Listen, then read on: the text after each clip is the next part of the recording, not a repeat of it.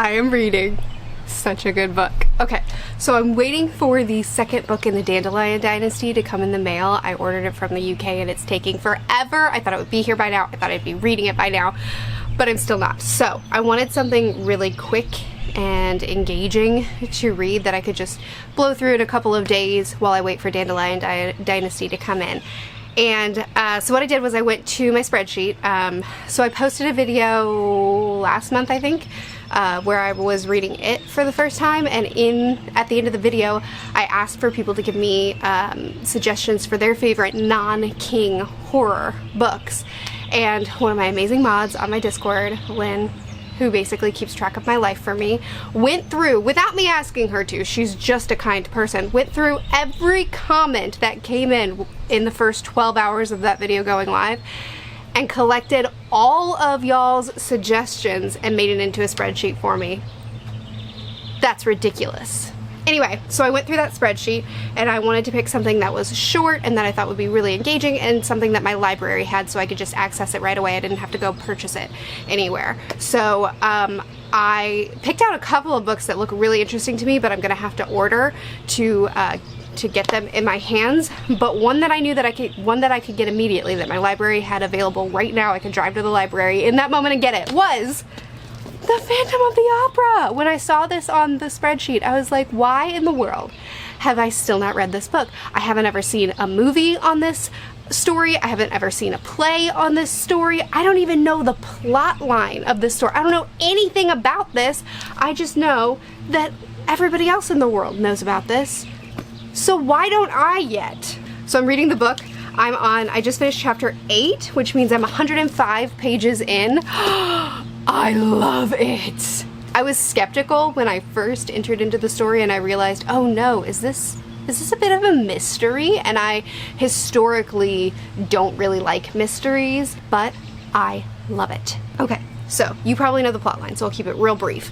But this opera house is built on this labyrinth of tunnels, and there is a man or ghost maybe, who lives within these catacombs, and he is the ghost of the opera house. He appears randomly, and people kind of see different things about him, different notable attributes about him when he appears.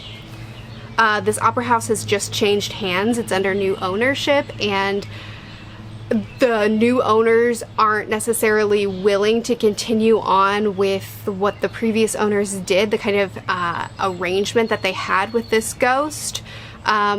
He had his own box and he was paid a salary, like weird things that you wouldn't really expect to happen with the ghost. But anyway, there's these murders that are happening within the book, and we're trying to figure out what's going on. We're also trying to figure out what's going on with this being that is haunting the opera house.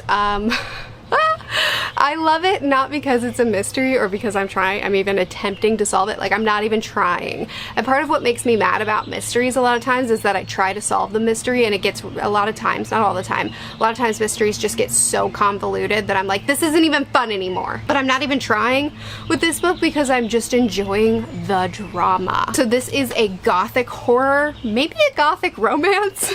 I need to look up the genre, the actual genre, but it's gothic, I know that for sure. And it has the levels of drama that are unique to classic gothic tales. Like, only classic gothic books can reach this level of drama.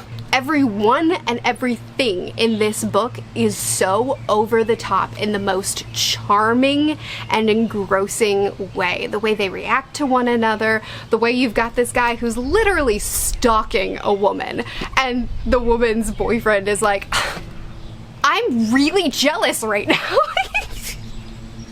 So stupid.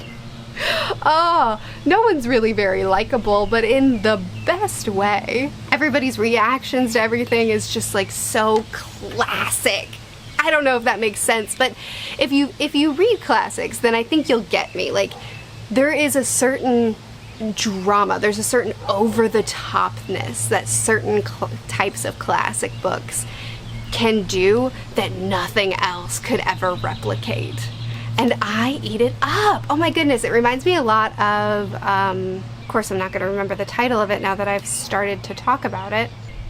It's that Jane Austen book, the satirical one that I love so much that I've forgotten the name of. Whatever, it's on the screen. It reminds me of that and other, like Wuthering Heights. It reminds me of Wuthering Heights and like the toxicity of everything that's happening. I just love it. I love it. I love it. I love it. I don't even care if the plot in this book continues to be decent. I just am having so much fun by reading a gothic horror / gothic romance. That's really just all I wanted with my day, and I'm having the best day. I'll probably finish this tomorrow. I'm very happy. Welcome to the vlog.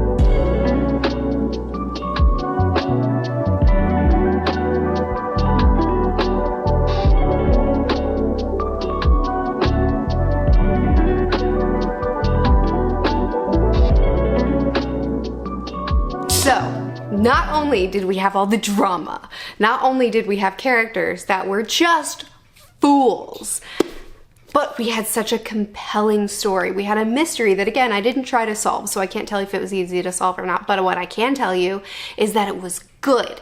Now, I'm not a mystery reader, so don't listen to me, but it was not super convoluted and wild and over the top. It was something that I didn't guess, but you can kind of follow the thread of events and say, okay, yeah, I see how this worked out. I see how this made sense, instead of it being like a bunch of far-fetched nonsense. Again, I don't read a lot of mysteries, so I don't know what's common, but I do know that that's how I feel sometimes when I try them out.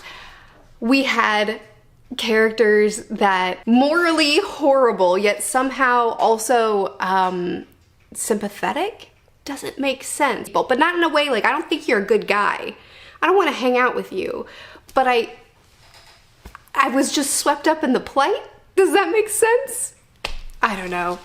I'm gonna watch the musical, I think, because I really, really enjoyed this and I'd like to see an adaptation, and one of my friends on my Discord was like, the musical though! So I really loved this. I really, really loved this. I mean, I don't know how much of my recommendation you need to read something that's so well known and loved, but I loved it too! I also read the first volume of DragonBall, and oh, I read the first chapter after, so my patrons, my patrons set up a series of out of context clips just to get me hyped of the anime and of the fan-made anime, and we had the best time because it's goofy and it's ridiculous. So we had so much fun. But then I immediately started the volume, and the first chapter was awesome. I love it. I love how nonsensical everything is. I love these little capsules that you can pull out of your bag and chuck it, and then there's a vehicle. You now have a vehicle. I love that. I love the dinosaurs that are around. I love how derpy the main character is, that he just does not pick up on social cues. Derpy's the wrong word. He hasn't had a lot of human interaction. But I loved it all. And then I read chapter 2, and then I read chapter 3. So anyway, volume 1 has been real hit or miss with the chapters. Sometimes it's charmingly chaotic, and sometimes it's disgusting. Oh my goodness. I don't know what to do with this series so far. I have very mixed feelings, and that's my update on that.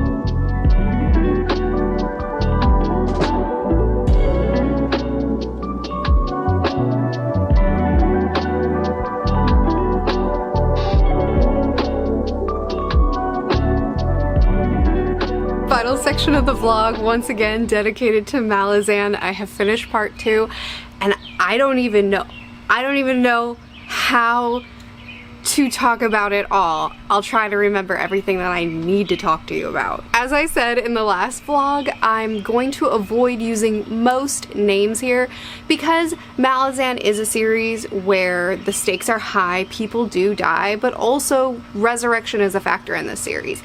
It's not the kind of resurrection that makes me super angry because it's not consequenceless. It's not there just for cheap emotion. There's a price to be paid.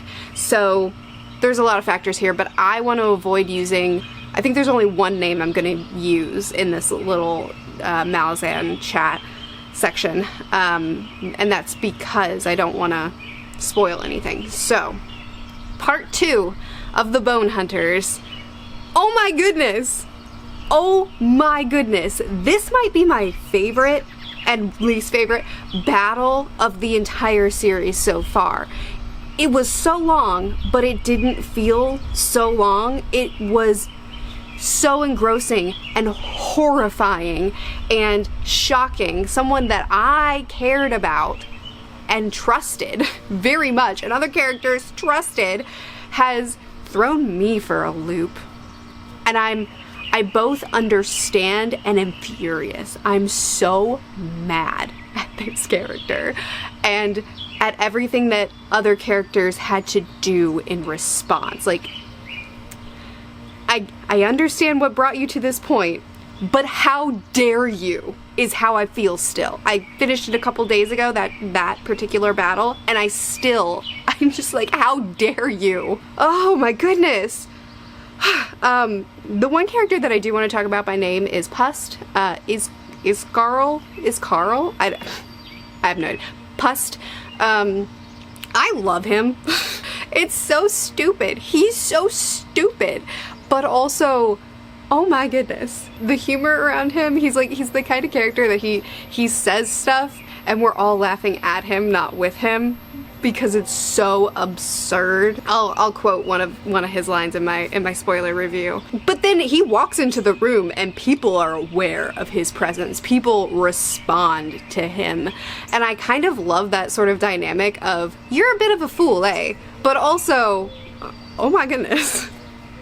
And then the final bit of, I'm just talking about highlights of this section obviously, but the final bit of part 2 left me in such a dire state. I need to keep reading. It's such a cliffhanger, and it's so, I mean, again, because of certain factors in Malazan, I know that this is not the end of this story, of this section of what's happening, but also, oh my goodness, what did I just witness? Yeah, part 2 of the Bonehunters, really not even just that one section, this whole part 2, even the was it called a healing ritual that Pust's wife did? The whole scene was just hilarious. I mean, it was amazing. What a wild couple they are. But anyway, all of part 2 of Bonehunters is just top-notch Malazan. So far, the Bonehunters has been, oh my goodness. Midnight Tides was my new favorite Malazan, and I finished that book thinking, all right, I've hit the peak. Everything else is going to be really good. Hopefully, I'm going to be jiving with the series to where, you know, it's going to all feel really comfortable moving forward, because Midnight Tides felt like the most comfortable book I've read. Things were just really clicking for me, and it was the smoothest read I've had so far. But it was like, I didn't even question it. I was just like, all right, I've hit peak, and then the rest is also going to be excellent, but like, nothing can top this. And I'm not saying Bonehunters has topped it. It's still Midnight Tides, but also, Bonehunters is a contender. And that, it never even crossed my mind that could happen. I know that's dumb, but it didn't. It just didn't. This is a really good book so far. So, I still have half the book to read, but wow. Anyway, that's everything that I read this week. I started DragonBall. I read The Phantom of the Opera, excellent, and I'm halfway done with The Bonehunters, excellent. I hope you've enjoyed what you read this week. I post videos every Tuesday and Thursday on this channel, Mondays and Fridays on my other channel, which is always linked in the description. I'll see you again soon. Bye.